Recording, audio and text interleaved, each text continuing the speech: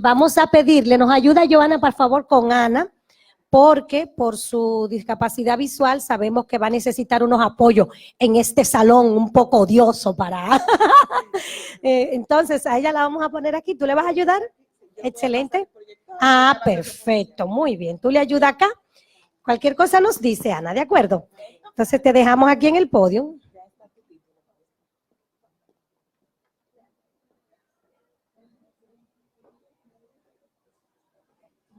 Muy bien, entonces con un bonito aplauso para Ana García. Bien, buen día. Pues para mí es un honor poder compartir mis experiencias con mis compañeros, ya mis amigos, ya tenemos casi 2 años juntos, y con los demás colegas que están iniciando también esta maestría de terapia familiar, pues exhortarle de que hacia adelante, que sigan hacia adelante. Esto es un reto, realmente para nosotros ha sido, como le expliqué, un reto muy significativo, pero ya estamos casi en la meta final. Así que ustedes no se detengan y sigan hacia adelante. Pues mi tema es la terapia familiar y su abordaje en contexto de discapacidad. Pues para mí, como cuando Luz me propuso participar en este panel, inmediatamente me llegó a la mente poder trabajar este tema, ya que muchos de ustedes saben que anteriormente la discapacidad era vista como una enfermedad y muchas veces los familiares acudían a terapia llevando al paciente, como planteaba mi amiga Joana, pues aquí está, tiene tal problema. Por ejemplo, en el caso de un niño autista, le llevaban, le daban las terapias requeridas por el niño, pero la familia como tal no recibía la asistencia ni la terapia familiar requerida. Pues ya para entrar de lleno al tema, me gustaría iniciar con una definición de lo que es la discapacidad. Yo sé que muchos de ustedes dominan este tema, pero a mí me gusta utilizar esta definición simple porque andan unas definiciones ahí por las redes sociales que yo misma, por la experiencia que tengo trabajando también con personas con discapacidad, no considero son las adecuadas. Pues la discapacidad es la condición presentada por las personas que padecen una deficiencia visual, una deficiencia física, intelectual o sensorial. Pues tenemos los tipos de discapacidad, no lo vamos a describir todos. Tenemos la discapacidad visual, también está la discapacidad auditiva. Me avisa Joana si voy muy rápido. Recuerda que no te estoy mirando. Ok, perfecto. Tenemos también la discapacidad físico-motora y la discapacidad intelectual. Bueno, ya para entrar en el rol del terapeuta de familia con familia en situación de discapacidad, uno de los temas que me interesó muchísimo poder compartir aquí con ustedes es cuando llega la discapacidad a la familia. Es decir, cuando a la familia llega una persona, le nace un hijo con discapacidad. Pues para muchos padres esto es algo nuevo. La primera impresión es, pues esto entra en un proceso de negación porque realmente no es fácil. No vamos a pintar la discapacidad como algo que en principio, o sea, verlo como una bendición. Para poder, como dice Freud, para poder resolver la situación debemos hacer consciente de lo inconsciente. Entonces, los padres, la primera impresión que tienen es la negación, o sea, no aceptar que mi hijo nació con una discapacidad. Ahí comienzan las opiniones de las personas de que cómo te va a hacer, y sobre todo si la persona, si la pareja no posee los recursos y también no tiene los conocimientos necesarios para el manejo y el trato de estas personas. Por ejemplo, uno de los principales motivos de consulta que llegan a terapia es que quieren dar el niño en adopción o que quieren directamente llevarlo, en este caso, a Conani, con la excusa de que en Conani podrían manejar mejor, ya que tienen departamento para trabajar con niños con discapacidad. Por ejemplo, en el caso de los niños que nacen con el síndrome de Down, niños autistas, pues nosotros no, o sea, el rol del terapeuta todos sabemos que no es juzgar, y más cuando llegan unos padres, por ejemplo, devastados, que no saben realmente qué hacer, no tienen los conocimientos, porque realmente muchas de las situaciones se dan porque las personas no tienen los conocimientos ni tienen la experiencia para poder manejar las situaciones presentadas. Pues nosotros siempre le solicitamos a los padres que nos hagan un registro de las creencias que tienen acerca de la discapacidad. O sea, porque llegan queriendo darlo en adopción, pero buscando la aprobación del terapeuta de si puede o no. Y como el terapeuta no está para decirle a los pacientes lo que debe o no hacer, sino hacer que haga conciencia de qué es lo más adecuado, pues nosotros es lo primero que le pedimos aquí. Nosotros utilizamos mucho el enfoque de la terapia breve, ya que, por ejemplo, este caso es un problema puntual. Todos saben que la terapia breve se centra en resolver problemas puntuales. Bueno, para los que están iniciando ahora, que yo sé que van a iniciar en enfoque 1, perdón, de la terapia estratégica, pues este enfoque se centra en resolver los problemas puntuales de la familia. Pues nosotros, cuando se dan estos casos, por ejemplo, nosotros le sugerimos a los padres de que visiten, por ejemplo, quieren darlo en adopción, bueno, pues les solicitamos que visiten, por ejemplo, en este caso con Ani. Para esto utilizamos también, combinado con el enfoque de la terapia breve, el enfoque cognitivo-conductual, o sea, la técnica de la reestructuración cognitiva. Le pedimos que visiten a Conani, que es el lugar, ¿verdad?, donde lo quieren llevar en adopción, y también que visiten varios centros, por ejemplo, varios clubes de padres, de madres, que tienen niños también con la misma condición. Para los padres, por ejemplo, cuando ya están en consulta, cuando ya llegan a la terapia, o sea, es difícil nosotros, o sea, para ellos poder entender que su niño, por ejemplo, en el caso de un niño autista o un niño con síndrome de Down, pues va a padecer todo, o sea, va a permanecer todo el tiempo con esta condición. Entonces, ¿qué viene a aportar la terapia familiar a este caso?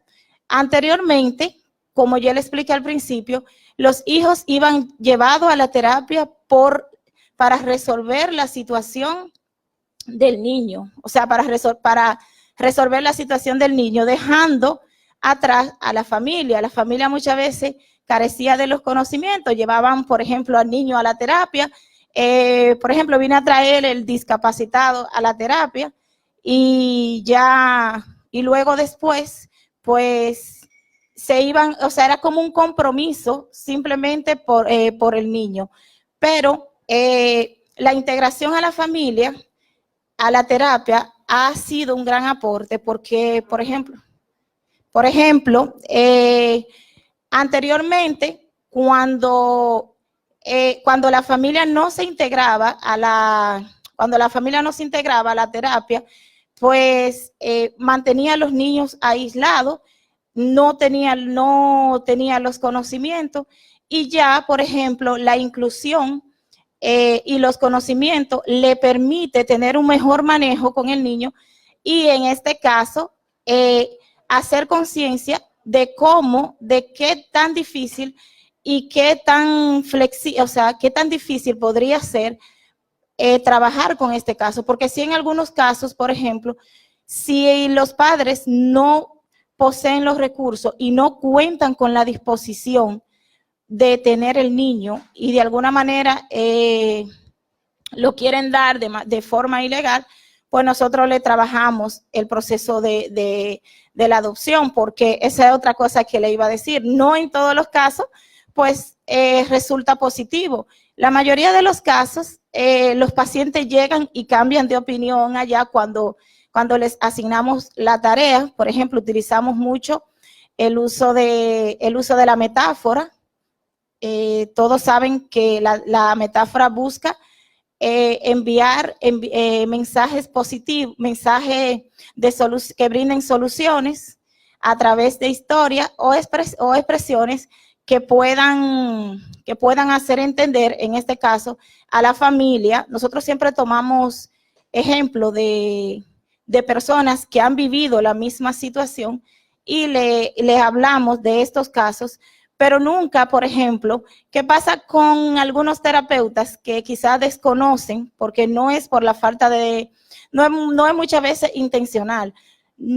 Algunos terapeutas, por ejemplo, les recomiendan, no, pero mira, fulano, vamos a suponer, Luz me conoce a mí como persona con discapacidad visual. Luz dice, pero mira, Ana es profesional, Ana llegó, tiene una carrera, tiene tantas especialidades, pero ahí la familia comienza a decirte, bueno, quizá ella contó con una familia que le podía resolver el problema.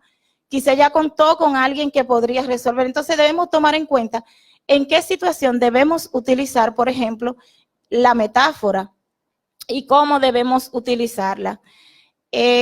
Bueno, otro punto importante, porque el tiempo es corto, que también me interesa tratar, es cuando la discapacidad ya vive con la familia. En estos casos, muchas personas piensan que cuando una persona padece una discapacidad y le nace un niño, un hijo con discapacidad, pues para ellos les resulta más fácil. Y para ellos quizá porque entienden que la persona posee los conocimientos para poder manejar cierta situación. Y es todo lo contrario, porque debemos hacer conciencia de que yo como persona con discapacidad puedo saber cuál es mi potencial, cuál es mi capacidad y saber cuáles son mis limitaciones, pero la sociedad no lo sabe. Y de eso las personas con discapacidad están muy conscientes. Entonces, lo primero que le llega a la persona con discapacidad es, yo no quiero, o sea, uno de los principales motivos que llegan a consulta es, yo no quiero que mi hijo viva lo mismo que yo viví. Yo no quiero que pase lo mismo que yo. Y realmente ahí tú no puedes decirle al paciente, tu hijo no va a pasar lo mismo que tú. Tú no le puedes decir que su hijo no va a vivir la misma situación que él. Es más difícil, en principio, trabajar con una persona que no haya tenido una persona con discapacidad, que cuando a una persona le nace una persona, o cuando a una persona con discapacidad le nace otra persona con discapacidad, llega un nuevo integrante con discapacidad a la familia, porque la persona ya está consciente de la situación y sabe realmente qué puede pasar. Entonces, en estos casos, por ejemplo, se dan también, y yo sé que muchos de ustedes se sorprenden, que los padres también quieren darlo en adopción, porque entienden, yo no puedo tener este hijo, yo no puedo tenerlo porque ¿cómo lo voy a manejar? Y muchas veces nacen, por ejemplo, con una discapacidad diferente a la que posee la persona.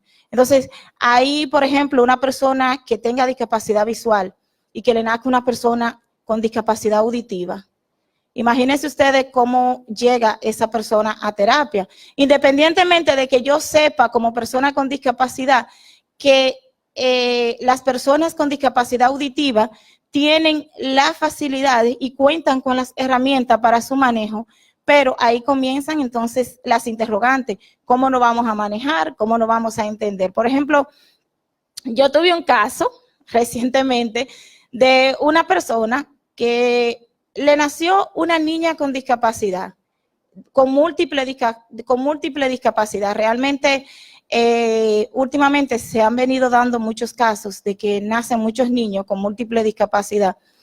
Entonces, ella decía, la enviaron donde mí porque yo trabajo estos casos. Ella decía que cómo ella se iba a manejar antes de entrar a mi consultorio, que cómo ella se iba a manejar, que cómo ella iba a resolver eso si su hija no le podía ayudar. Y muchos de las personas con discapacidad, pues quieren tener a los hijos también, lo ven como una oportunidad de que voy a tener un hijo para que me ayude. Por ejemplo, yo que tengo discapacidad visual, digo, voy a tener, no es mi caso, claro, pero pongo el ejemplo porque es más cercano. Quiero tener una niña para que me guíe, para que esté conmigo, para que cuando mi familia no pueda o cuando, en este caso, mi esposo no pueda, mi hija esté. Entonces, esas ideas, todas las personas con discapacidad, la mayoría la tienen. Pues, entonces, ella llega al consultorio. Aquí nosotros utilizamos la paradoja, la técnica paradójica. Bueno, para los que están iniciando ahora la maestría, saben la técnica, no sé si tienen conocimiento de la técnica paradójica, es una técnica que se usa mucho en terapia breve, que se le indica al paciente el mismo síntoma, o sea, el síntoma que ellos presentaron. Pues no lo hacemos de inicio, pero sí resulta muchísimo. Yo siempre recuerdo ese caso porque yo utilicé, o sea, se utilizó la paradoja y no fue una persona terapeuta. Ella llega a consulta allá y está hablando con otra persona que tiene un niño con discapacidad. Y ella le dice, mira, la que tiene el niño con discapacidad también, pero es discapacidad visual, le dice, es lo mejor que tú puedes hacer, darlo en adopción, entregarlo, porque realmente nosotros, esto es difícil. Yo he tenido que hacer de todo, yo he tenido que pedirle a mi familia, yo he tenido y le cuenta todas las vicisitudes que ha tenido.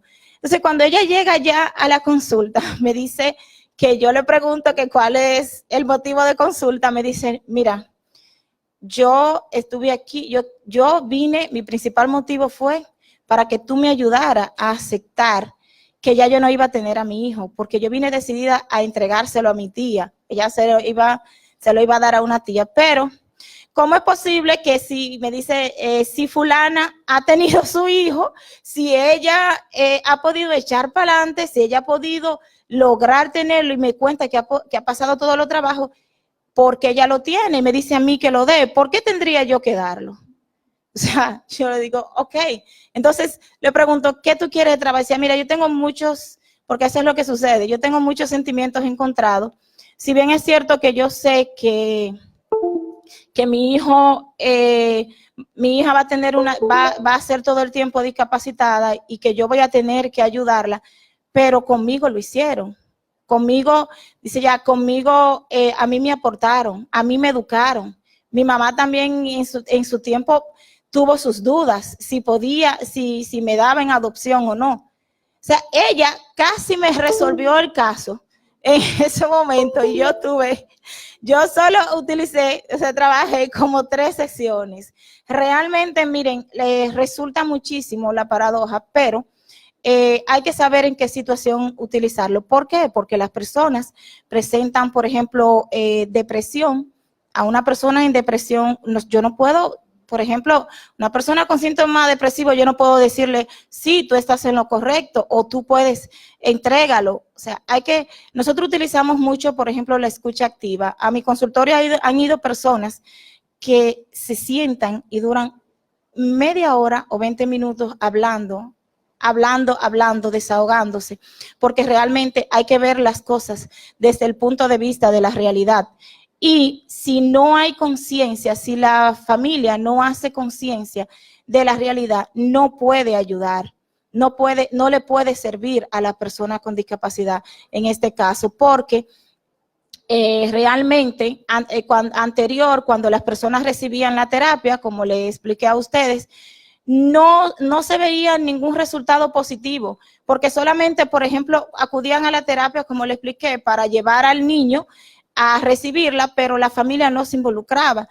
Y ya, por ejemplo, al nosotros trabajar directamente con la familia ve las cosas desde otra óptica. La familia comienza a vivir la situación del niño. Por ejemplo, nosotros utilizamos mucho la técnica de ponerse en los zapatos del otro. Por ejemplo, cuando la persona tiene la discapacidad en silla, que es usuario de silla de ruedas, que ahorita les voy a hablar de los términos también, nosotros le sugerimos a la familia que por un momento se sienten en la silla de ruedas de la persona y que alguien de la familia, del mismo sistema, sea quien lo dirija. Y, por ejemplo, en el caso de las personas con discapacidad visual, le pedimos que le sugerimos que se venden los ojos y que la persona ciega, en este caso, le guíe. O sea, ¿por qué? Porque realmente viendo las cosas desde la misma dirección es mucho más fácil.